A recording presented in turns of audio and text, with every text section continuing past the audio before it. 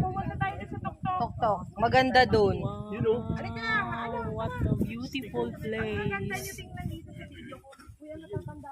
So, kapag hindi Ay, ganda-ganda. Oh. maglakad na. Up and turn over pag natapat yung baka sa lupa nyo. So, 18 po ang minimum lot area dito. And then, ito po ay residential lot. So, bahala si buyer. May approval naman yun ng kanilang house design, no, sa mga city, sa munisipyo. So, walang worry kung anong klase or approved na bahay dito.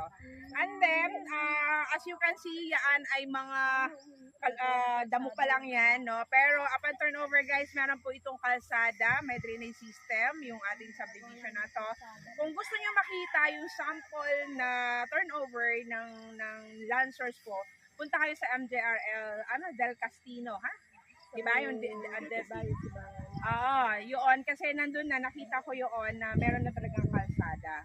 So, as per developer, mga 3 years, possible na mag-start sila ng land dev. Kasi ang mga projects nila, once they acquire, mga 5 to 6 years pa bago ila-land dev or i-develop. Kasi nga, ito naman ay land only.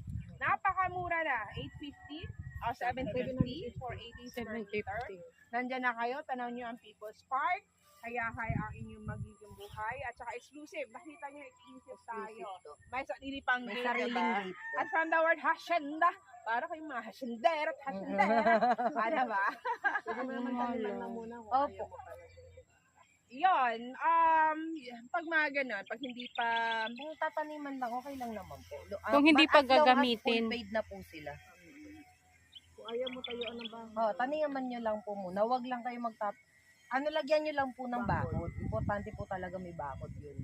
Kasi sa mga ganon, minsan, may restriction din. Kahit hindi mo tayuan ng bahay yan, responsibility ng homeowner na linisin niya yung property. So, hindi pwedeng taas-taas na ng mga talahib na ang mo, diba? So, nasa restriction yan na kung wala ka pang capacity na patayuan ng bahay, kailangan ma-well-maintain mo ang iyong property line or property line. Exact location ito? Pulong po nga ma'am. Yun lang po kasi ang pinaka-address niya ma'am kahit sa Taytay. Barangay Pulong po ma'am. Same doon? Yes po. Pero makikita Hacienda de Land Source, isi-search na ba? Meron po ma'am. Send po namin dito ma'am yung Hacienda de de Lancers. Ma'am, saan nagsisimula ang property? Ayan, ma'am. Saan na nagsimula property? Mula dyan. Ito yung bakod. Nakabakod na po ito ma'am ha. Pag ganon. Nakabakod na po ito. Dito ma'am. Yung 750 inner Yung muna. 750 na inner ma'am, 15,000 muna yung Reservation. And then spot down payment ma'am to ng 10%. So 750.